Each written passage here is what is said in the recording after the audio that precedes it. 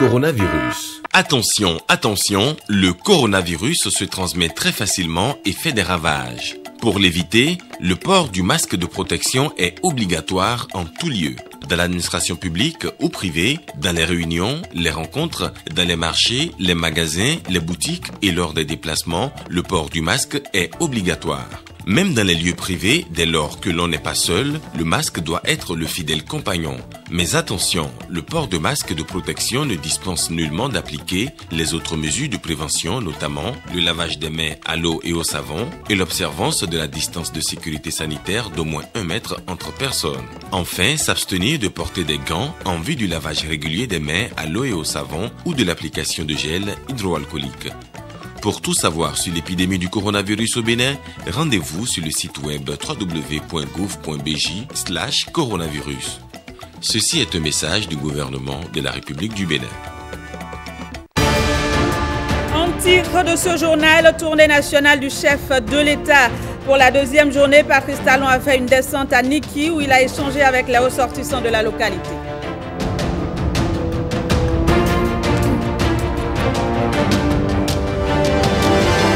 Échange entre la ministre des Affaires sociales et les élèves du CEG Semekoji au menu des discussions, grossesse précoce et sexualité responsable en milieu scolaire.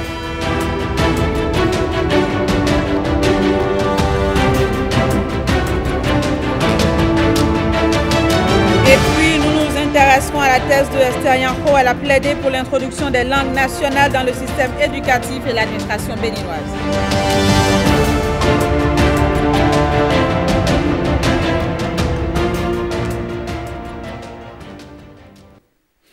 Bonjour à tous et bienvenue dans ce 13h. Le Bénin sera face au Lesotho cet après-midi dans le cadre des éliminatoires de la CAN 2022. Nous ferons donc un tour au stade Charles de Gaulle de Porto Novo.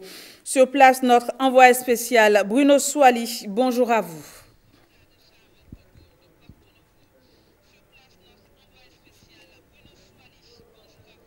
Bonjour à vous, Génial Afouda. Alors, nous sommes à quelques heures du match qui opposera le Bénin au Lesotho, je le disais tantôt. Quelle est l'ambiance actuelle qui prévaut au stade Charles de Gaulle?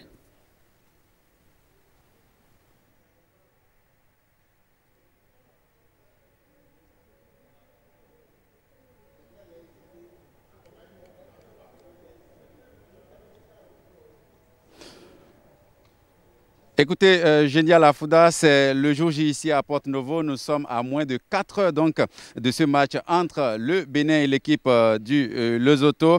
À l'intérieur du stade, c'est le calme plat, parce qu'il n'y a personne encore. Alors, coronavirus oblige, c'est un match qui va se disputer à huis clos, vous le savez très bien. Et dans un stade aussi creux que celui de Charles de Gaulle de Porto Novo, seules 200 personnes seront donc privilégiées pour suivre cette rencontre. C'est une décision hier qui a été prise hier lors de la réunion technique donc par les officiels de la CAF et bien entendu donc ces 200 personnes vont suivre le match à l'intérieur du stade dans le respect strict des mesures barrières au coronavirus. Il faut aussi signaler que la requête formulée par la Fédération béninoise de football à l'endroit de la CAF pour avoir 3000 spectateurs à l'intérieur du stade n'a pas encore prospéré jusqu'à l'heure où je vous parle. Et donc à l'intérieur on ne peut que voir quelques banderoles sur lesquelles on peut lire des messages de soutien au 11 national. Il y a également le tracé de la pelouse, les tracés de la pelouse qui s'effectuent en ce moment. Aux abords du stade, l'ambiance n'est pas du tout celle des grands soirs. Donc l'esplanade du stade Charles de Gaulle de Porto Novo, on va dire, est orpheline de son monde habituel qu'elle connaît lors des grands soirs de match. Donc, et c'est aussi ça la particularité de cette rencontre Bénin-Lesotho qui se joue dans un contexte assez compliqué au plan sanitaire. Mais vous n'avez pas à vous inquiéter puisque l'Office de radiodiffusion et télévision du Bénin, depuis hier, a déployé la lourde artillerie ici à Porto Novo, techniquement, matériellement et même au plan ressources humaines pour vous faire vivre cette rencontre de bout en bout. Et quel sera l'enjeu de ce match?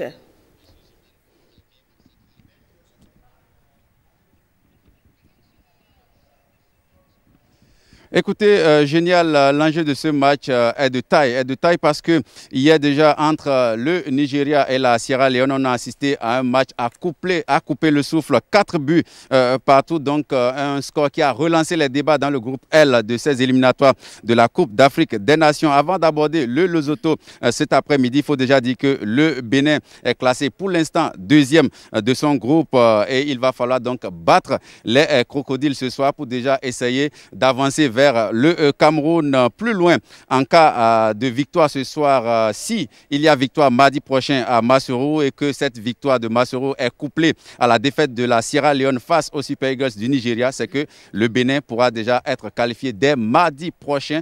Je dis bien en cas de 2 victoires à Cotonou et à Masoro, 2 victoires couplées d'une défaite de la Sierra Leone face aux Super Eagles du Nigeria. Le Bénin est déjà donc sûr d'être au Cameroun dans quelques mois pour la Coupe d'Afrique des Nations. Voilà donc l'enjeu pour les écureuils. Victoire impérative ce soir, mais aussi victoire impérative au Lesotho dans quelques jours. Alors, une dernière question pour finir. Vous le savez, nous sommes en pleine crise sanitaire en raison du Covid-19. Quel est l'arsenal, quel est le dispositif mis en place pour justement respecter les mesures barrières prescrites?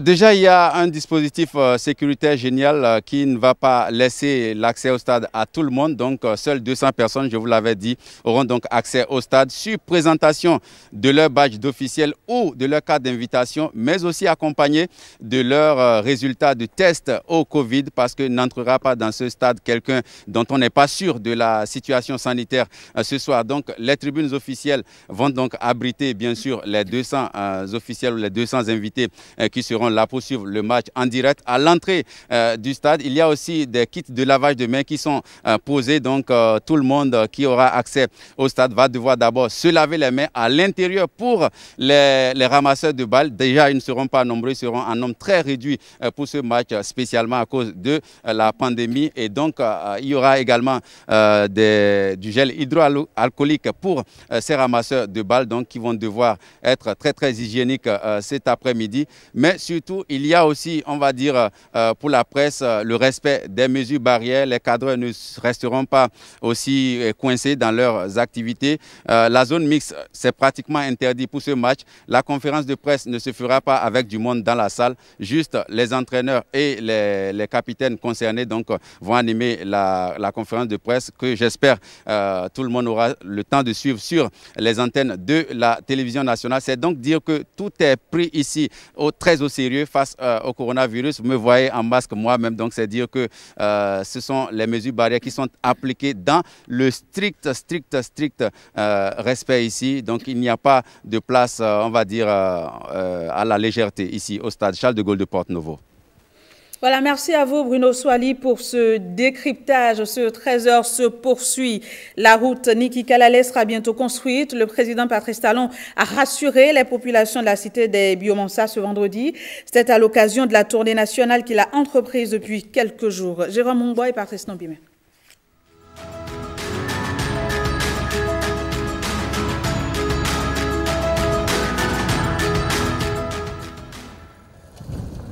À environ 20 km de la frontière avec le Nigeria, la commune de Kalale souffre cruellement de voies d'accès. Sur ce tronçon, les populations vivent un véritable calvaire dans leur mobilité. Pourtant, Patrice Talon, dont la détermination à écouter ses compatriotes ne souffre d'aucune limite, a fait le déplacement à la stupéfaction de tous. Il ne s'écarte pas de l'objectif de la tournée nationale. Vous faire un compte rendu sur l'état de la nation. Vous dites comment va le Bénin depuis 5 ans, depuis le nouveau départ. Le plus jeune maire du Bénin, au nom de ses frères et sœurs de la cité des Biomansa, en accueillant son hôte, l'a félicité pour les réformes en cours, et ce, à travers un questionnement. Qui est-ce qui a permis à notre pays d'atteindre ses meilleures performances économiques, jamais égalées?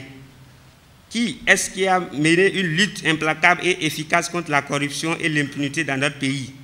Qui est-ce qui a permis à notre pays de réaliser les meilleures performances en termes de production agricole?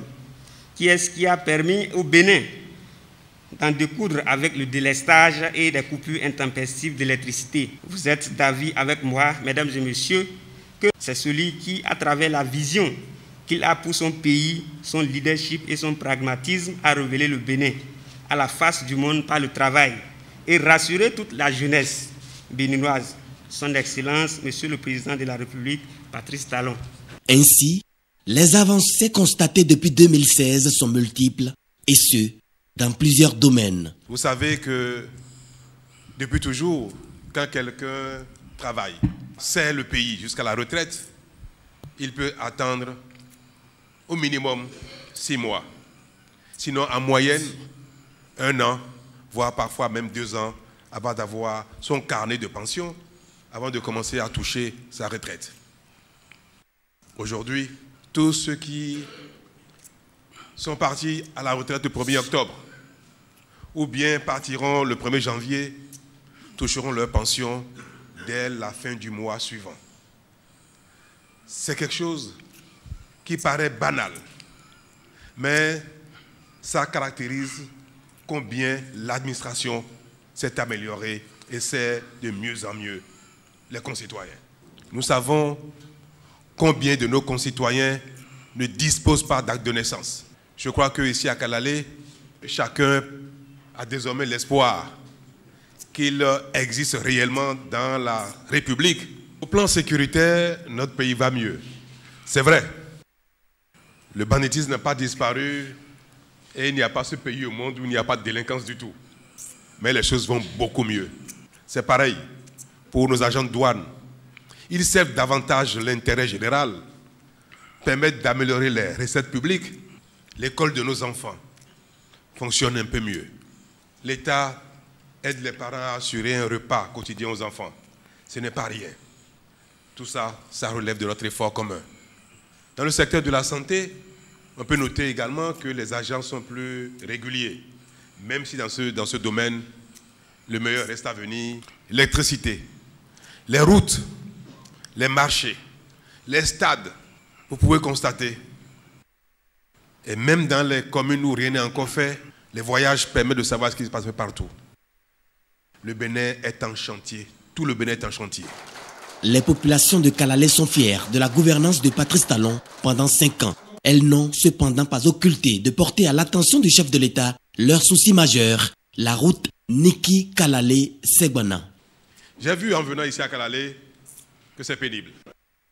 Vous savez, dans tout le septentrion, il n'y a que 5 communes qui ne sont pas reliées par le goudron. Et Kalalé fait partie de ces 5 communes. Oui. Le programme est pratiquement bouclé. Vous allez voir bientôt que les études techniques vont venir affiner le bouclage des préparatifs, aussi bien techniques que financiers, de cette voie qui relie Niki à Kalalé. Pour le moment, la continuation de Kalalé à Segbana n'est pas encore une réalité. Moi, j'ai l'habitude de dire la vérité.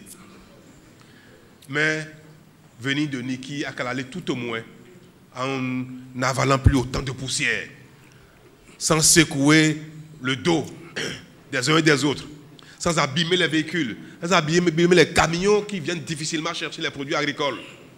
Tout cela, pour la phase suivante, Kalalé sera servi également. Personne n'y croyait, aucun Béninois n'y croyait. Finalement, on remarque que le président a respecté son programme d'action depuis le temps de la campagne. Donc le message à l'endroit de la population de Kalalé, c'est que toute la jeunesse soit unie comme un seul être pour être derrière le président de la République, j'allais dire. Parce qu'il a si dire que son problème aujourd'hui c'est la jeunesse. Dans 10-15 ans, je l'ai écouté parler et quand on regarde vraiment, c'est nous qui sommes concernés. On voit seulement dans la télé, mais aujourd'hui je l'ai vu face à face. Je suis très content. Nous avons compris qu'il y avait beaucoup d'aspects que nous ne maîtrisons pas. Et les différentes réalisations qui ont été faites, les commentaires qui se faisaient par exemple sur le bitumage de la route Kalalé-Niki, on avait plusieurs sons de cloche souvent par rapport à cette route. Aujourd'hui, nous avons eu au moins la vérité par rapport à ça et cela nous a apaisé réellement le cœur. On dit la route du développement passe par le développement de la route. Alors, vous-même, vous constatez que nos routes sont vraiment impraticables. Et ces derniers temps, la mairie a pu faire quelque chose, mais toujours ça ne va pas. Ça crée d'abord des accidents et en dehors de ces accidents, il n'y a pas la libre circulation des personnes et des biens. Dans le domaine de la voie, Niki Kalale, il a fait une grande promesse pour sa réalisation. Donc ça là, je suis très ému sur ça. Talon, ce qu'il dit, il fait. J'ai travaillé avec lui pendant des années, pendant 10 ans. Je sais ce qu'il dit, il fait. Et c'est un homme vaillant. Il est bien, nous l'attendons pour lui. La population de Kalale est fière et sera prête pour toutes les décisions que Talon a prises pour le développement de notre Kalale et du Bénin entier. Patrice Talon a pour finir promis de revenir à Kalale pour d'autres entretiens relevant de la sûreté et de la cohésion nationale. Et toujours dans le cadre de cette tournée, Patrice Talon a foulé ce 13 novembre le sol de la commune de Niki.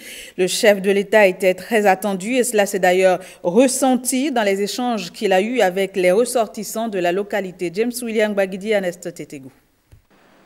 Je suis un peu malheureux de venir à Niki et de ne pouvoir aller au contact des miens.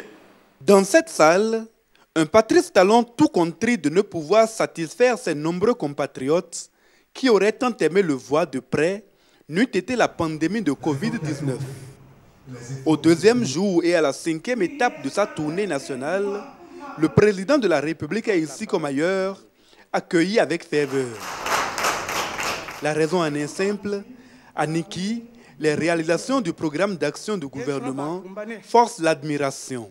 Pour ceux qui préfèrent voir et toucher avant de croire, on leur oppose la réalisation en matière de génie civil.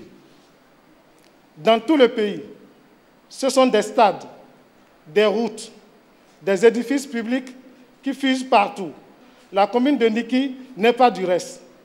Elle vient de bénéficier en peu de temps de la réalisation de plusieurs points d'eau, la remise de sites pour la construction prochaine du palais impérial, le démarrage des travaux de construction du stade communal, la connexion de la commune de Niki à la fibre optique et la construction d'un centre communautaire d'accès à l'Internet, le projet de réalisation de l'incubateur de Sonsonré, le financement des activités génératrices de revenus pour les femmes à travers le nouveau programme microcrédit à l'AFIA. Les motifs de satisfaction n'occultent toutefois pas les besoins demeurés sans solution. L'hôpital Souno Sero de Niki est le seul hôpital associatif au Bénin. Cet hôpital connaît malheureusement aujourd'hui des problèmes de personnel spécialiste. Vous avez dû constater en arrivant à Niki que la voie bitumeuse que vous aviez empruntée est dans un état de dégradation très avancé. N'eût été les diligences, il nous aurait été difficile de vous donner de l'eau à boire. Puisque celle-ci demeure aujourd'hui ici un luxe, surtout en saison sèche, notamment pendant notre fête identitaire, la Gani. Pour avoir, par exemple, un casier judiciaire, il faudra débourser, par ce temps de Covid, 2 fois 10 000 francs, c'est-à-dire 20 000 francs, parce qu'il faut aller 2 fois à Paracourt pour avoir ce précieux sésame. À l'occasion de ces échanges que Patrice Talon a voulu comme une séance de reddition de comptes, certaines grandes réalisations du gouvernement sont mises en évidence. Nous avons aussi réussi, tout doucement, à muter, à changer nos comportements, à vivre un peu autrement, à améliorer nos performances et à faire reculer nos travers. Les Béninois ont compris que l'effort paye. Nous avons pu constater que le pays est en chantier, comme a dit tout à l'heure le maire, que les infrastructures routières sont en construction un peu partout, que l'eau se développe malgré les insatisfactions qu'il y a, que des stades sont en construction, des marchés sont en construction, toutes choses qui relèvent exclusivement des efforts des Béninois, pris individuellement et pris globalement. Désormais, au Bénin, même si c'est tout récent, celui qui va ou qui ira à la retraite le 31 décembre prochain aura sa pension le 30 du mois qui va suivre. C'est aussi l'occasion choisie par le chef de l'État pour faire quelques annonces fortes. La fibre optique, l'Internet, est en train de parcourir tout notre pays. Et sûrement d'ici la fin des années de 2022, il n'y aura plus une seule commune qui ne sera dotée de l'Internet à bon débit. Dans quelques mois, pour obtenir un casier judiciaire, à défaut d'avoir l'Internet à la maison, ils iront au cyber et en quelques minutes, ils vont recevoir leur casier judiciaire en ligne. Le président de la République en est convaincu. Le Bénin a repris sa marche sur la voie du progrès. À nouveau, le Bénin progresse. Le Bénin renaît. Ça revient tout doucement. Aujourd'hui, quand on fait des routes au Bénin, elles sont faites pour durer 20, 30, 40 ans. Aujourd'hui, désormais, si nous construisons une salle de classe, une salle pour les centres de santé, elle devra durer autant, sinon plus, que ce qui a été fait du temps colonial ou ce qui a été fait il y a 30, 40 ans. Témoignages et reconnaissance. La séance s'est achevée sur la désormais traditionnelle séance de questions-réponses à laquelle le président de la République s'est plié de bon cœur. Et après le passage du président de la République à Niki, la ministre en charge du numérique s'est exprimée. C'est au micro de Ronald Robinson et Alexis Assobre. On l'écoute. La rencontre du chef de l'État avec les populations de Niki est un grand succès.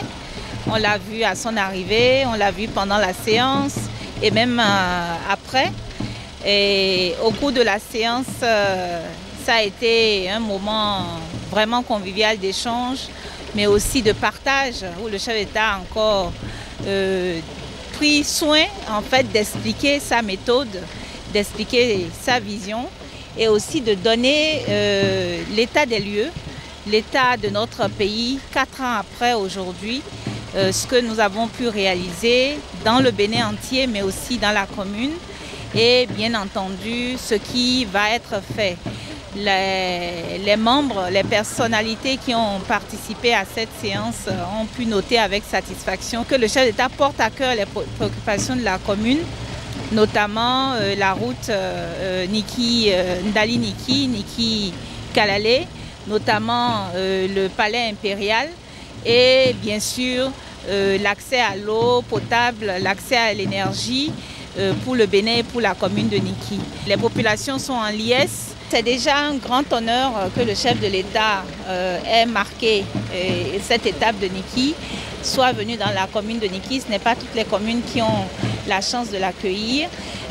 La cité des Batombou et des Beaux a connu la visite du président de la République et c'est une grande fierté, une grande joie pour nous tous, pour les fils et filles de la cité, pour l'empereur et pour tous les dignitaires, toutes les personnalités de la ville et la population de la commune. La deuxième journée de la tournée du chef de l'État l'a également conduit à Bembereke. Le point de sa descente, ce sera avec William Djoki, Mathieu Sokenou et Mohamed Bio. Commune de Bembereke, terre du héros national Bioguera. C'est aussi la ville d'apprentissage professionnel de Patrice Talon. Bonjour tout le monde.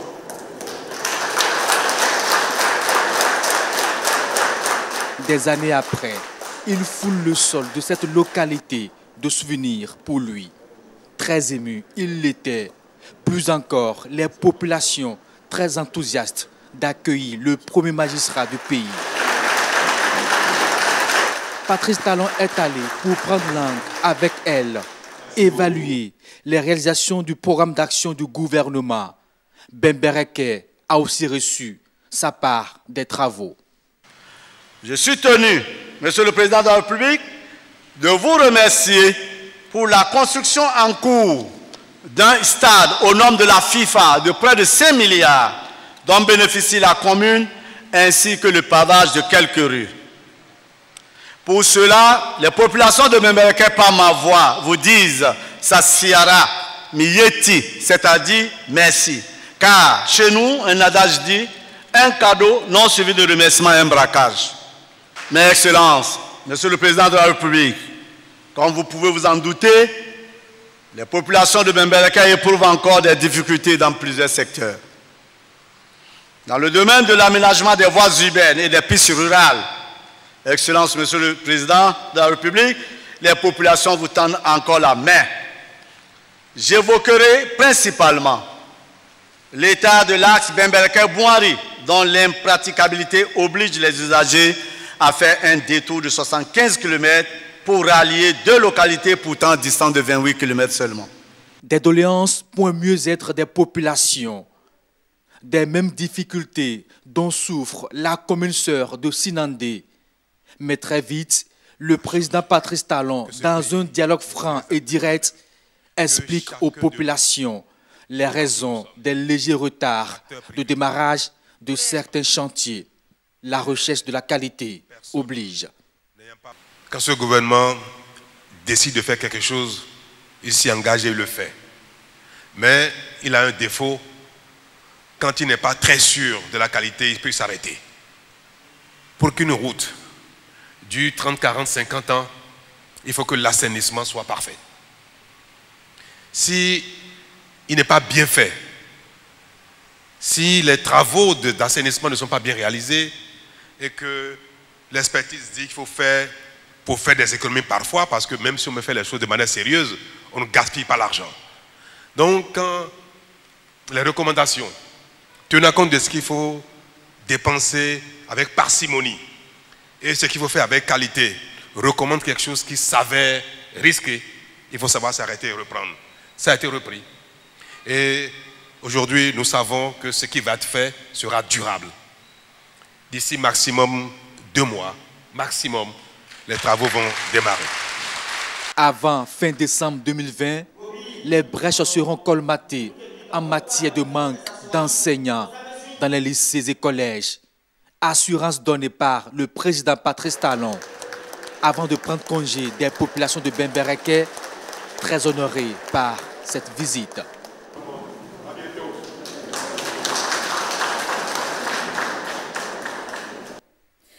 Je vous le disais en titre, la ministre des Affaires sociales et de la microfinance était au CEG Semekoji pour discuter à bâton rompu avec les apprenants. Grossesse précoce, sexualité responsable, voilà entre autres les sujets qui ont été abordés. Aman Rodrigue Megan et Bruno Kotepo. Il ne faut pas avoir peur des mots. Dans la peau de l'éducatrice.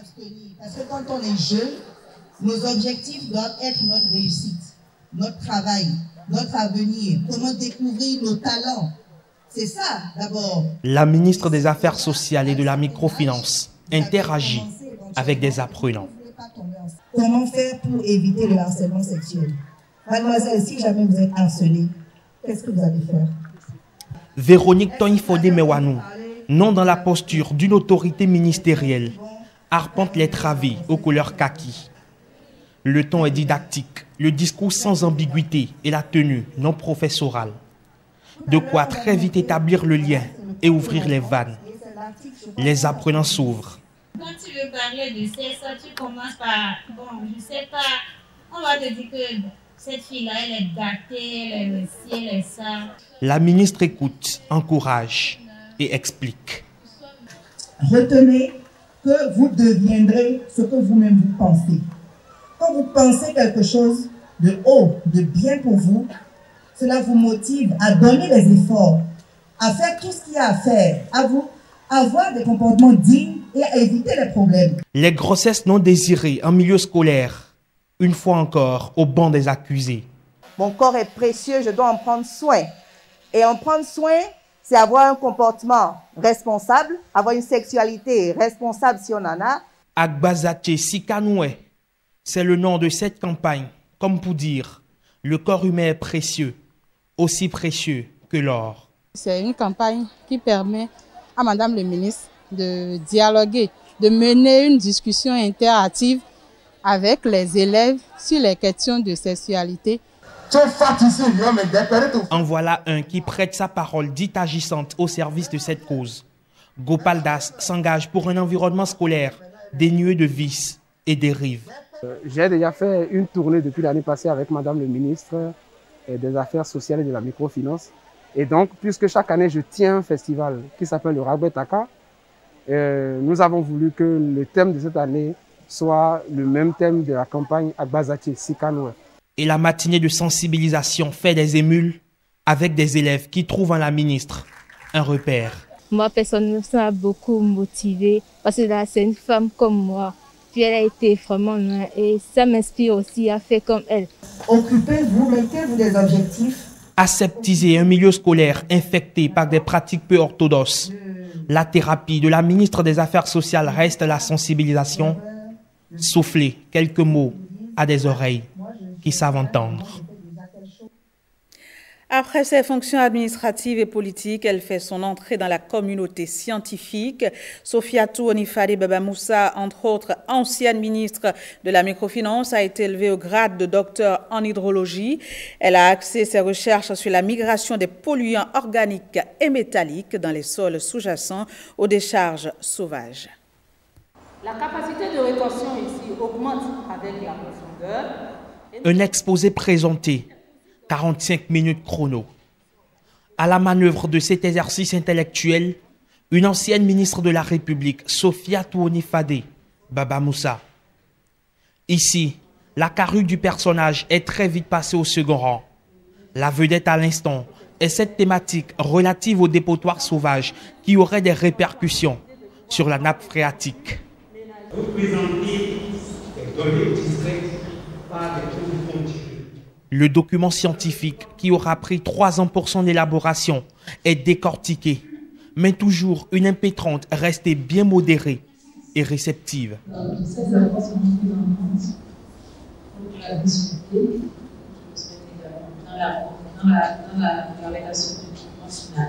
Le jury est international. 4 professeurs du Bénin en présentiel et 2 du Togo et du Burkina Faso, intervenus par visioconférence.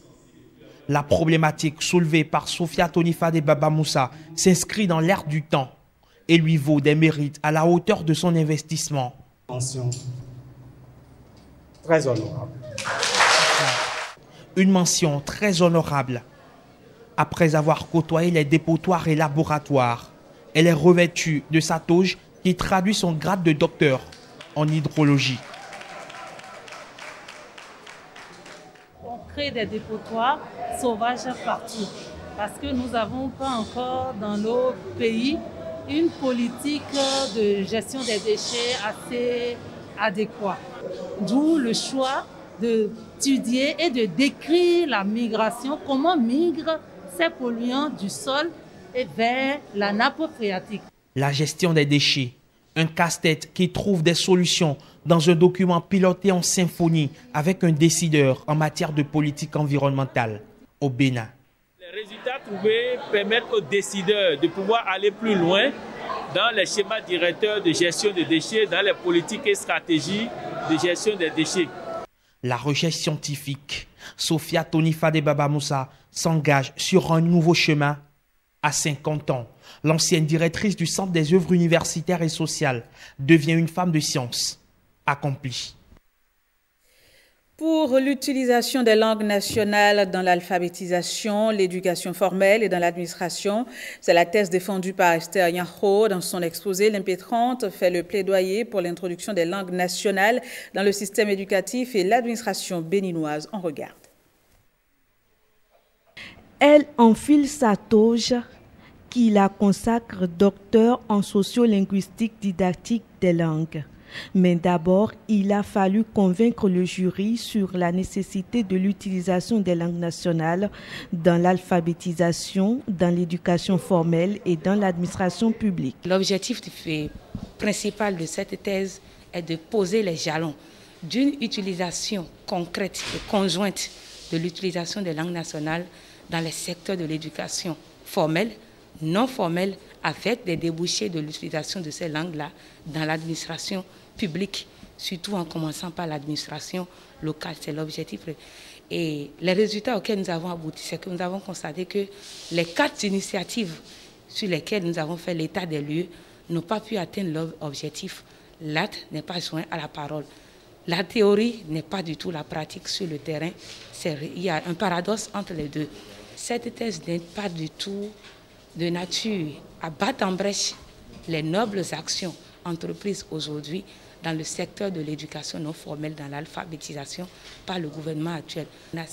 Mais nous martelons qu'il doit y avoir une communication conséquente entre l'éducation formelle, l'éducation non formelle et l'administration.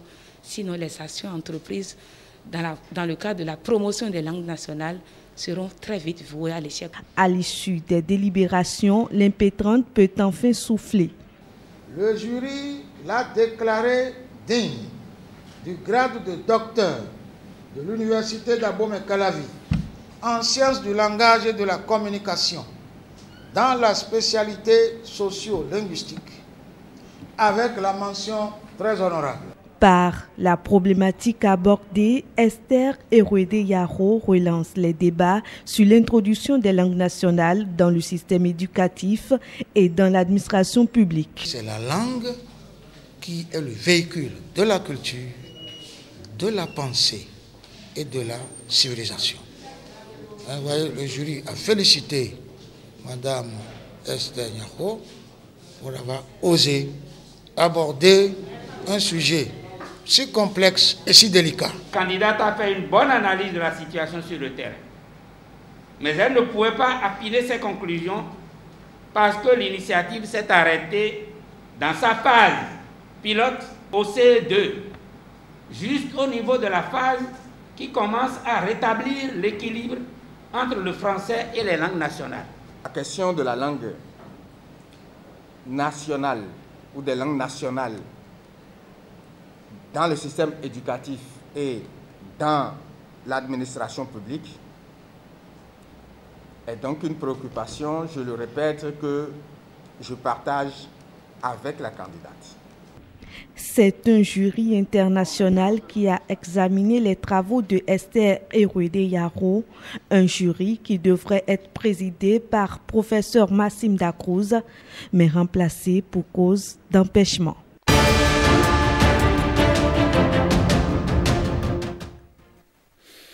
Bilan, communiqué de gendarmerie fictif, vidéos et photos détournées, Mbato, petite ville ivoirienne où des troubles électoraux ont fait 6 mois, a été pendant plusieurs jours l'objet d'infox sur les réseaux sociaux et de rumeurs qui ont encore fait monter la tension dans le pays.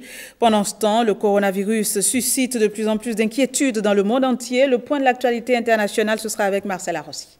Une vidéo macabre avec un corps décapité à la machette et une personne donnant un coup de pied dans la tête circule abondamment. Selon de nombreux internautes, cette vidéo proviendrait de Mbato.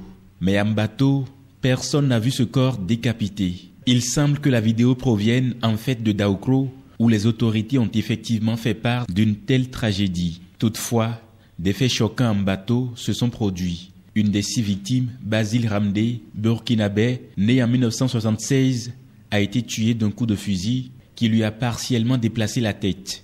Quand ces informations sont arrivées sur les réseaux sociaux, les coups de fil ont plu sur nous. Pour savoir si c'était vrai, ce qu'il en était. Bon voilà, on a rassuré, chacun a rassuré ses parents pour dire qu'effectivement il y a des échauffourées ici, il y a des tirs.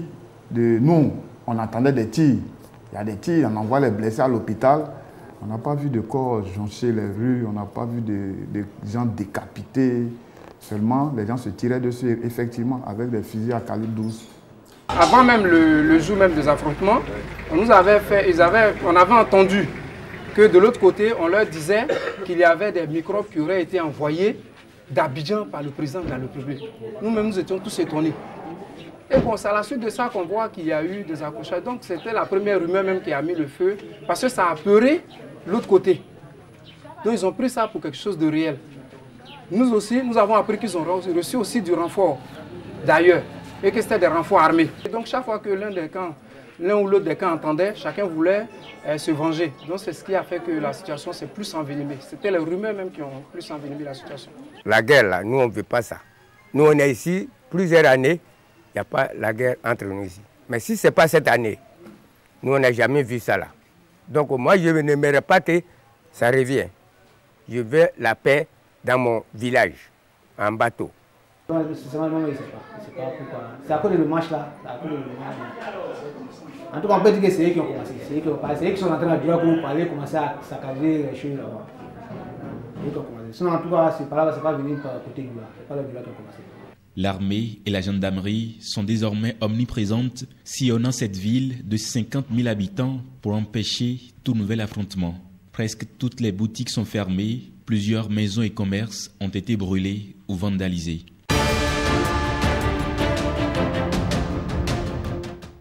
La planète s'accroche à l'espoir d'un prochain vaccin contre le coronavirus, mais les semaines vont être longues. La flambée de la pandémie déborde les systèmes de santé aux États-Unis et en Europe, où les restrictions sanitaires et freins à la vie sociale sont là pour durer. Aux portes de New York, la ville de Newark incarne la résurgence du coronavirus dans le nord-est des États-Unis. Le taux de cas positifs y est de 19% et après le répit de l'été, la vie tourne de nouveau au ralenti. Le virus est hors de contrôle dans la plupart des États-Unis et les experts s'alarment à la vague de décès à venir, étant donné le nombre inédit de tests positifs enregistrés, plus de 100 000 par jour, soit une incidence qui se rapproche de celle observée dans l'Union européenne. Pour des millions d'Européens, chaque journée apporte un nouveau lot de renoncements nécessaires afin de ralentir le virus. La Grèce, déjà confinée depuis une semaine, y ajoute ce vendredi un couvre-feu. Le Portugal élargit les territoires où les autorités exhortent à rester à la maison. Pour réduire les tentations, la Slovénie choisit une option radicale, suspendre les transports publics. La France, l'un des épicentres de la deuxième vague, constate un ralentissement des contaminations, mais trop fragile pour envisager une levée des restrictions le 1er décembre, a signifié le gouvernement, alors que 95% des capacités en réanimation sont occupées et que le pic de cette flambée n'est pas encore atteint. Voilà, fin de cette édition. Merci à la rédaction, merci à toute l'équipe technique et surtout, merci à vous de nous avoir reçus chez vous. Au revoir et à demain.